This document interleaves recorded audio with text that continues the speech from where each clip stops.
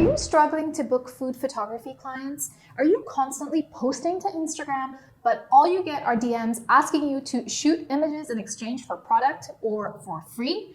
Now, if this is happening to you, stay tuned because today's video is all about how you can book more clients.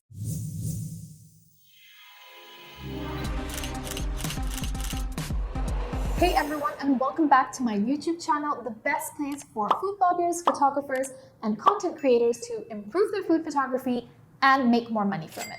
My name is Sukaina, and today's video is all about having a booked out calendar of your dream food photography clients who pay. Now, the tips that I have for you today don't just apply to the niche of food photography. So no matter what genre of photography you're in, such as brand photography or product photography, or even portrait photography, what I'm about to tell you should help no matter what photography category you specialize in. Now, when I first started food photography, I was under the impression that, hey, my images are becoming better, my inbox would just magically start filling up with clients asking to hire me as their food photographer. But sadly, that just was not the case.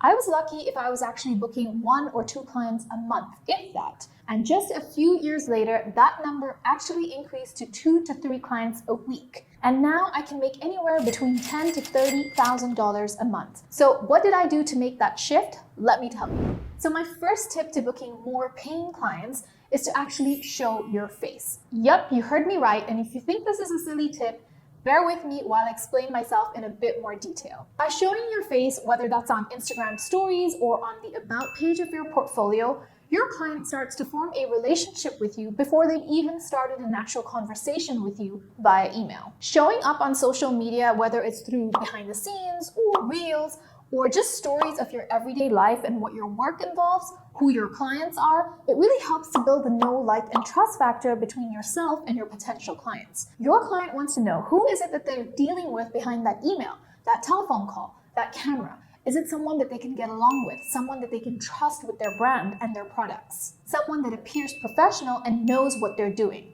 So showing up and showing your face really helps to make you stand out from the pack. And it really helps to break down that trust barrier between yourself and your clients. It's a little bit like dating. Imagine if you were chatting to someone and you didn't even know what they look like or what their face was. Building trust factor is so much harder when you don't know who you're talking to. When you show your face, you're building authority, you're building your brand, and you're building your name in the field. And this happens when you show up and you show up consistently. So when it's time for a client to book a food photographer, you're gonna be top of mind and you are the first person they'll think of. And your face literally comes to mind when they're looking for a food photographer. So the 3 best ways to do this is to show up consistently on your social media profile, whether that's through your stories, whether that's with actual photos of you on your feed every now and then, or through reels. Now, you don't want your whole feed to be filled with pictures of you, okay? But every 10 to 15 images is a good amount of spacing.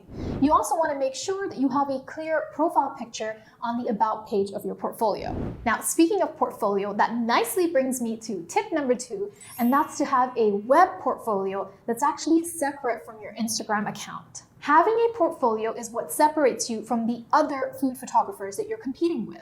This is what separates you from somebody that does food photography as a hobby and someone that's serious and more professional and actually does it for a living. An Instagram account does not equate to a professional portfolio. I'll say it again. An Instagram account does not equal a portfolio. Now, there are so many advantages to having a professional portfolio, such as building a really strong visual brand, optimizing with SEO so that your clients can find you, customizing it with your dream clients in mind, constantly updating it as your skills and experience grows. I really can't stress enough why having a professional web portfolio is so important if you want to book high caliber paying photography clients. So if this is something that you've been thinking about for a while, now is the perfect time to get started on it. Just think about it this way. If you wanted to purchase an item of clothing and you went to somebody's Instagram account, would you trust that company if they just sent you a payment link based on an Instagram in-feed picture? Or would you trust an actual company that has a professional website with professional pictures, an about page, and a contact page? That's the same when it comes to somebody who has a proper professional portfolio outside of the Instagram app. So my next tip then is to book more food photography clients through networking. Network, network, network. Now, if you're an introvert like me, and would you believe, yes, I am an introvert, This can be a little bit difficult, but I promise you it does get easier with time and practice. The more you do it, the better you become at it, like anything else. So when I'm saying network, I meet other food stylists, other food bloggers, meet agencies, set up meetings with restaurant managers, introduce yourself to PR and marketing executives. The more people you meet, the more connections you'll make, the more top of mind you'll stay. So even if somebody doesn't have food photography work immediately right then and there when you network with them or when you contact them or when you meet them, you will be top of mind when they do have work becoming available depending on their budgets and their seasons. Another great advantage of networking is that whilst that person might not need you, the PR and agency world is really small. So even if that person isn't in need of a food photographer, they might have colleagues or friends that do. And word of mouth referral is one of the greatest ways to increase your food photography clients. So networking is a win-win situation. Now, the next tip I have for you to increase your food photography clients is to do personal projects. And what this means is to do creative personal shoots that get you out of your comfort zone and trying new things. Think new trends, new lighting techniques, just something a little bit different to what you're normally used to.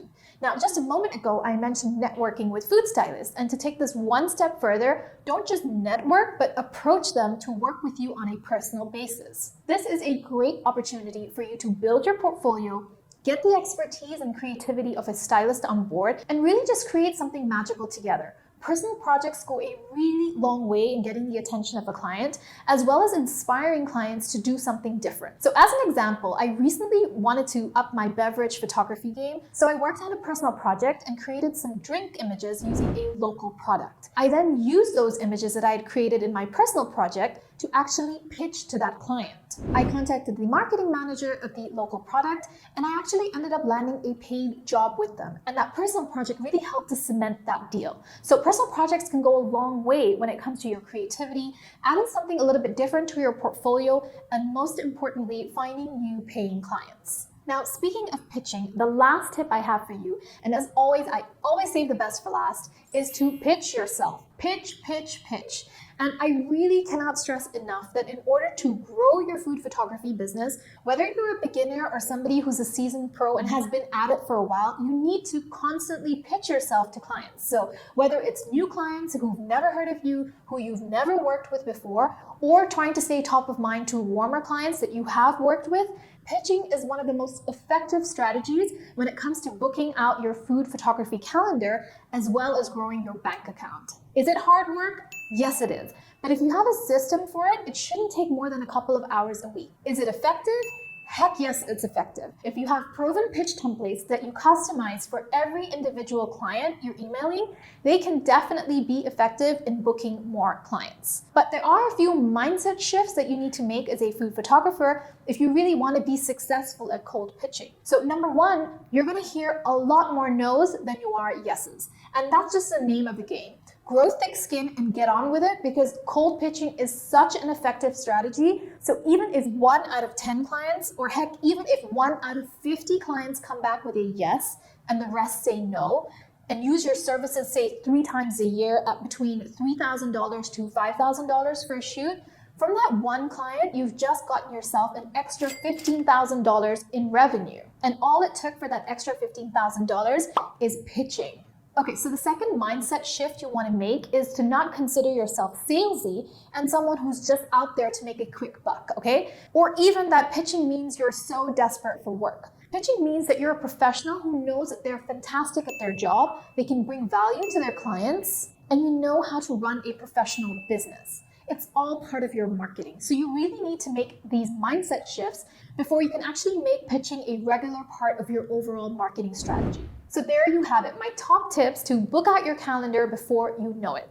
So tell me in the comments below, what is your biggest takeaway from today's video? What's that first tip you're going to start with to get more clients this year? Now, if you've enjoyed the tips that I've given you today, you are going to love my 18 lessons guide on how to level up your food photography. Now, this is a completely free guide that I've created just for you, so you can start making improvements to your food photography game and start monetizing and making money from your food photographs. The link to download is in the description box below, as well as the comment box. So make sure you've downloaded that. Now, I'm going to be back next week, same time, same place, with a new video. I'm not going to tell you what it's about. So make sure you subscribe to my channel by hitting the notification button so that when this new video drops next week, You'll be the first one to know. And you're also gonna love this video I made all about how to nail dark and moody food photography, and this video that goes over lighting techniques that you need to nail as a food photographer. So if that's something that you've been struggling with lately, then make sure you check out these videos as well. I'll catch you guys next week.